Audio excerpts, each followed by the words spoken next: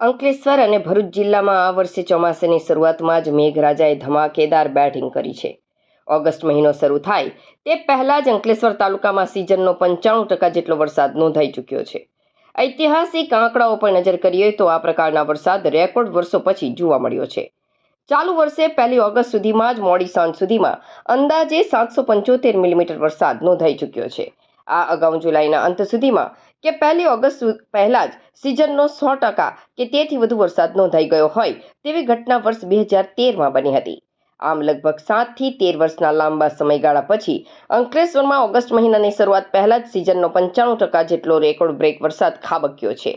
અંકલેશ્વર તાલુકાની ભૌગોલિક સ્થિતિ અને ઔદ્યોગિક મહત્વને ધ્યાનમાં લેતા ટૂંકા સમયમાં પડેલા આટલા ભારે વરસાદથી ગંભીર પરિસ્થિતિ પુનઃ ઊભી થઈ છે.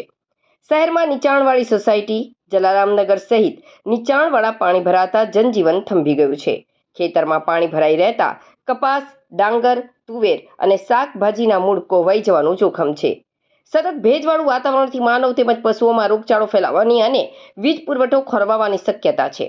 અંકલેશ્વરના વરસાદી આંકડાનું આંકડાકીય વિશ્લેષણ કરીએ તો અગાઉ વર્ષ 2013 અને 2019માં જુલાઈ અંત સુધીમાં ભારે વરસાદ નોંધાયો હતો, જ્યારે 2013માં 100% વરસાદ પડ્યો હતો અને હાલ આ વર્ષે 1 ઓગસ્ટ સુધીમાં જ સિઝનનો 95% રેકોર્ડ બ્રેક વરસાદ ખાબકી ચૂક્યો છે.